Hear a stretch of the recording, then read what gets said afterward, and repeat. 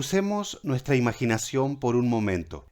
Imaginemos un escenario imposible, que todas las personas de todos los tiempos se arrepintieran de sus pecados y pusieran su fe en Jesucristo. Digo que es un escenario imposible porque sabemos que muchas personas no creyeron en el Evangelio y aún muchos fueron enemigos terribles del cristianismo. Y la palabra profética más segura, la Biblia, la profecía que no tiene fallas, nos dice que aún muchos no creerán por amar su pecado. Pero en el caso hipotético de que todas las personas de todos los tiempos se arrepintieran de sus pecados y pusieran su fe en Jesucristo, ¿alcanzaría el sacrificio de Cristo en la cruz del Calvario para todos? Si usted contesta con no, entonces entenderé su pasividad en cuanto a orar por los perdidos y en cuanto a no querer compartir el Evangelio. Pero si usted me contesta con un sí, que es obvio que el sacrificio de Cristo alcanza para todos, entonces, ¿no deberías estar haciendo lo posible por compartir el Evangelio? ¿No deberías estar orando por los perdidos, especialmente por tus familiares y conocidos que no tienen a Cristo? ¿Cómo deberíamos orar? ¿Cuál es el carácter que debe tener una oración evangelística? Y dejando a un lado las hipótesis, ¿realmente el sacrificio de Cristo en la cruz del Calvario alcanza para todos? Estas son algunas cosas, algunas preguntas que nos quedaron en el tintero del estudio anterior y que hoy, con la ayuda del Señor, las estaremos contestando.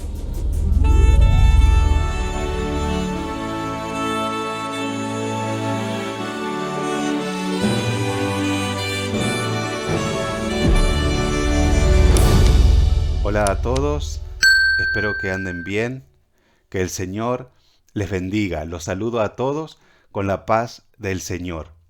Hoy empezaremos con la segunda parte del estudio que hemos titulado La oración evangelística. Así que vamos a hacer un anteriormente en miércoles de Biblia. ¿Qué vimos el miércoles pasado? Bueno, lo primero es la exhortación a la oración evangelística. Esto lo vimos en el versículo 1 y 2 del segundo capítulo de Primera Timoteo.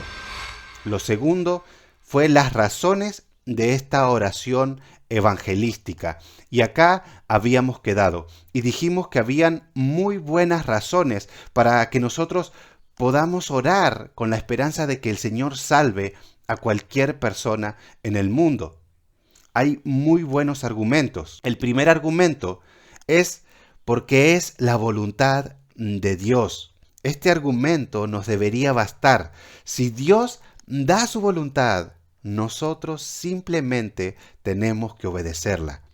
Pero hay más argumentos. El segundo es porque es el deseo de Dios. Literalmente el versículo 4 dice que Dios quiere que todas las personas sean salvas y vengan al conocimiento de la verdad. Y hoy empezaremos con el tercer argumento, que para mí es el más hermoso, porque el sacrificio de Cristo alcanza para todos. Por favor, tenga la amabilidad de abrir su Biblia en 1 Timoteo, capítulo 2. Empezaremos a leer desde el versículo 5. Dice, porque hay un solo Dios y un solo mediador entre Dios y los hombres. Fíjese esto, Jesucristo, hombre. Me quiero detener por un momentito en este versículo 5 antes de seguir al 6. ¿Por qué el apóstol Pablo dice Jesucristo, hombre? Porque estamos hablando del Verbo eterno, el Verbo que se encarnó, de Jesús que vino al mundo. Jesucristo fue un hombre mientras estuvo en esta tierra, 100% hombre, pero también 100% Dios. Él vivió una vida perfecta, una vida que ni usted ni yo podemos vivir. Fue un cordero sin mancha. ¿Para qué? Para dar su vida en la cruz del Calvario por el pecador. Para todo aquel que arrepentido pone su fe en Él. Entonces, este Jesucristo hombre es el único mediador entre Dios y los hombres. Es la única manera de estar en una relación correcta con Dios, de estar en paz con Dios. Pasemos al versículo 6. Dice, el cual se dio a sí mismo. ¡Qué hermoso! El cual se dio a sí mismo. Estamos hablando de Cristo en rescate por todos, de lo cual se dio testimonio a su debido tiempo.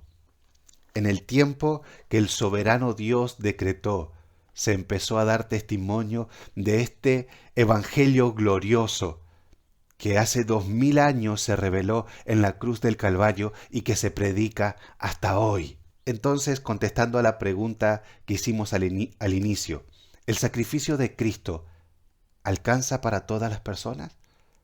Sí, claramente leímos, se dio en rescate por todos, no solamente por algunos. Siempre cuando hablamos del sacrificio de Cristo extendiéndose a toda la humanidad, no puedo dejar de compartir unas palabras del pastor Paul Washer. Quiero que lo escuche de él mismo. Escuche. Once I was preaching at a secular university, and as I was preaching on the atonement, this student stood up and he said, I got a question for you. I said, what?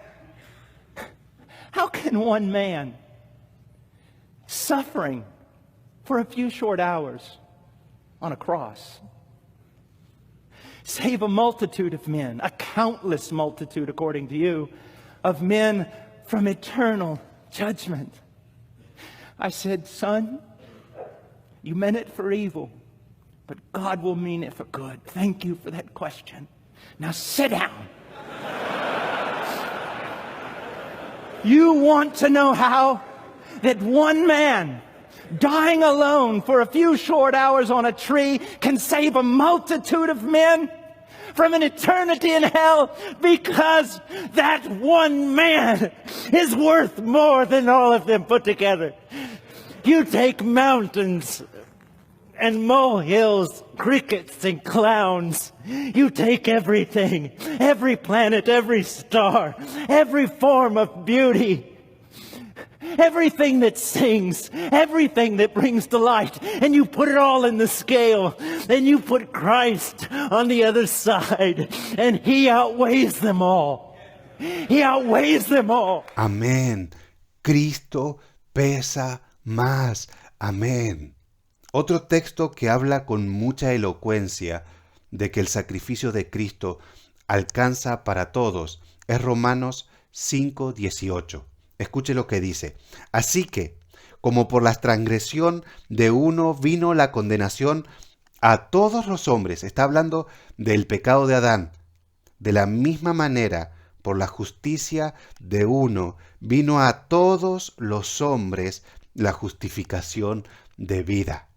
Hermanos, si Adán, un ser creado por Dios, pudo hacer caer a toda la humanidad en condenación y en culpa delante de un Dios santo y justo, ¿cuánto más Jesucristo, que es Dios, no va a alcanzar para salvar a todas las personas que arrepentidas ponen su fe en Jesucristo?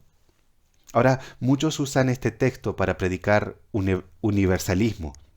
Decir entonces que todas las personas de todos los tiempos, por más que no pongan su fe en Jesucristo, serán salvas. Pero esto no es así. Solamente miremos un versículo antes. Capítulo 5, versículo 17 de Romanos. Dice, pues si por la transgresión, o sea, por el pecado de uno solo reinó la muerte, esto fue el pecado de Adán, por ese solo pecado reinó la muerte, mucho más reinarán en vida por uno solo, Jesucristo. ¿Todos? No, dice, los que reciben la abundancia de la gracia y el don de la justicia. Solamente aquellos que pongan su fe en Jesucristo y se arrepientan de sus pecados podrán ser salvos. Solamente aquellos que reciben la abundancia de la gracia y el don de la justicia. La salvación alcanza para todos. El sacrificio de Cristo en la cruz del Calvario alcanza para todas las personas del mundo, las que existieron, las que existen y aún las que existirán. Sin embargo, y aunque es una oferta disponible para todo el mundo, sincera de parte de Dios, solamente serán salvos aquellos que se arrepientan de sus pecados y pongan su fe en Jesucristo.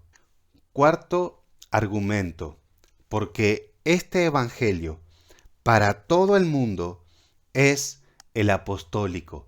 Este es el evangelio que predicaban los apóstoles. Fíjese el versículo 7. Dice, para esto yo fui constituido predicador. Esta palabrita, predicador, en el griego es heraldo, alguien que viene a proclamar el mensaje del rey, alguien que viene a proclamar los decretos del rey. Y esto era el apóstol Pablo, alguien que como un heraldo proclamaba el evangelio de Jesucristo. Dice, predicador y apóstol. Digo verdad en Cristo, no miento. Esto entre paréntesis, digo verdad en Cristo, no miento, lo dice porque muchos ponían en duda su apostolado. Pero él lo dice delante de Cristo. Él es un apóstol, alguien que está dejando el fundamento en la iglesia, alguien escogido por Dios de una manera especial para predicar este evangelio y para enseñarlo. Dice, y maestro de los gentiles en fe y en verdad. Pablo enseñaba la fe y verdad del evangelio. Hermanos, ¿saben? El diablo se pone el saco, se pone la corbata, agarra su Biblia y va a predicar el domingo a la iglesia. En los lugares más modernos o más juveniles se pone su remerita o su campera deportiva, agarra su Biblia y va a predicar el domingo a la iglesia. Te pasea por la Biblia, te muestra versículos de memoria, te hace asombrar con su elocuencia y erudición. Te entretiene con un montón de testimonios, pero ¿sabes qué? Nunca te predica el evangelio. Porque el diablo, según el mismo Jesús, estaba en el corazón de los fariseos. Estuvo en todas las personas no arrepentidas que pidieron la crucifixión de Jesús. ¡Crucifíquenlo! Pero también estuvo entre los discípulos, en el círculo íntimo, en el corazón de Judas. ¿Sabe por qué cada vez estoy más convencido de los que hoy se llaman apóstoles son unos chantas? Porque ellos agarran la Biblia, te buscan principios para prosperar, principios para que mejores tu vida. Te hablan de unción, te hablan de milagro, pero nunca se centran en el evangelio. Por ahí lo comentan, pero por arribita. El evangelio no les basta. No predican como el apóstol Pablo, como un heraldo, el evangelio. No enseñan el evangelio. Hacen el trabajo del diablo. Te entretienen, pero nunca te dan el evangelio. Y llegamos a nuestro último punto. El carácter de esta oración evangelística. ¿Cómo debemos orar por el perdido? ¿Cuál es el carácter de esta oración evangelística? Versículo 8. Dice, quiero pues que los hombres oren en todo lugar, levantando manos santas, sin ira ni contienda. Ahora, no quiere decir que siempre que nos reunamos tenemos que levantar las manos para orar. No quiere decir esto que esta sea la única forma correcta de orar. El cristiano debe orar en todo momento, o sea, que sentado, arrodillado, parado, Jesús alzaba los ojos y oraba, ¿no? En todo momento debemos orar. Todo lo que no sea irreverente, en cualquier posición que estemos, tenemos que poder orar. Ahora, los judíos oraban levantando las manos. y es algo que la iglesia primitiva parece que imitaba. Entonces el apóstol Pablo dice, quiero que los hombres oren en todo lugar levantando manos, pero ahí está lo importante, manos santas, manos puras. El cristiano es santo porque ha sido apartado para un propósito específico y supremo, que es ser formado a la imagen de Cristo, levantando manos puras, que ese proceso sea evidente en nosotros. Podríamos decir, doblando rodillas santas, cerrando para orar ojos santos, inclinando para orar cabezas santas. Y algo más dice, sin ira ni contienda. Hay muchas cosas que nos podrían llamar a la ira, a querer contender, a pensar que esta lucha no es espiritual, sino carnal. Puede ser un gobierno malo, un gobierno injusto, los falsos maestros, los incrédulos con sus burlas, el desprecio. En el primer siglo, la persecución sangrienta podría ser algo que llame a la ira y a querer pelear. Pero nosotros, los cristianos, somos llamados a amar a nuestros enemigos, a orar por ellos con profundo amor y compasión. Hermanos, si ellos mueren sin Cristo, les espera el infierno. Tenemos que tener profunda compasión por el perdido. Hermanos, si Dios no nos hubiese salvado y su gracia salvadora no estuviese actuando en nosotros, estaríamos muy perdidos.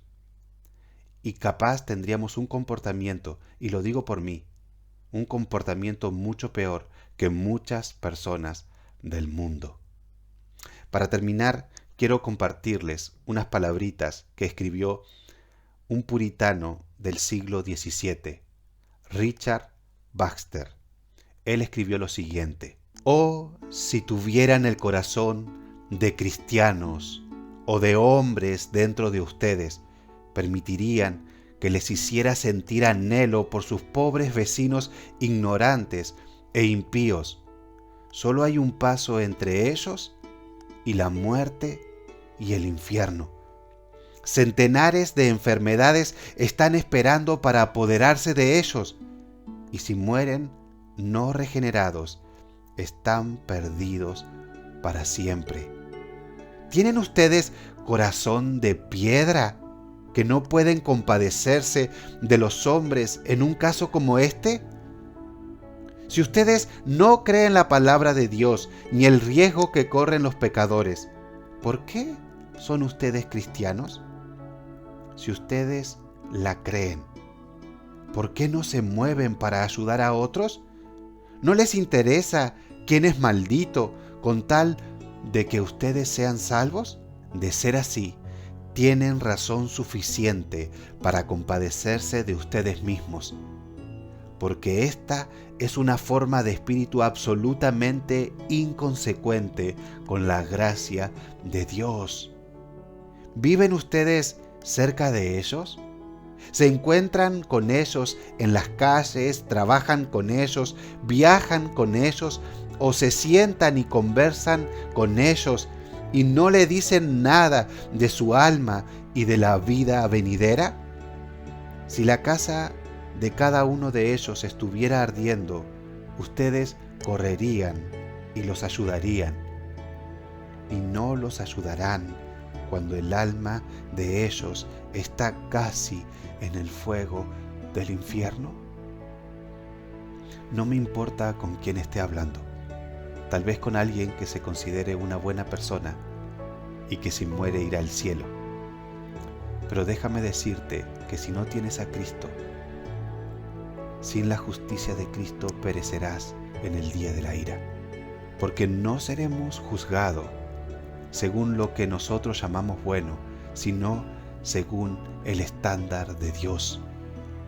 Pero también déjame decirte que Dios en su amor y en su misericordia ha dispuesto un mediador. Hoy leímos un único mediador entre Dios y los hombres, y es Jesucristo hombre, hay un sacrificio que se hizo en la cruz del Calvario, disponible para todo el mundo, disponible para todo aquel que se arrepiente de sus pecados y pone su fe en Jesucristo. Si hoy escuchas la voz del Señor, no endurezcas tu corazón. Huye de la ira que vendrá. Muchas gracias, Señor, por tu palabra. Muchas gracias, Señor, por este alcance de tu glorioso evangelio.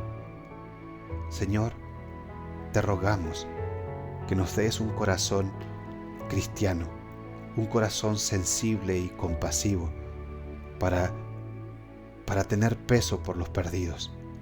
Ese corazón de Jesús que lloró viendo a su pueblo, ese corazón de Pablo que también, Señor, sentía un profundo dolor por su pueblo. Señor, te rogamos por nuestros familiares, por nuestros conocidos, por nuestros vecinos que no te tienen. Te rogamos, Señor, que tú nos abras puerta para predicarle el Evangelio, para que no nos avergoncemos de ti. Te lo rogamos, Señor, en el nombre de Jesús. Graba tu palabra en nosotros. Amén.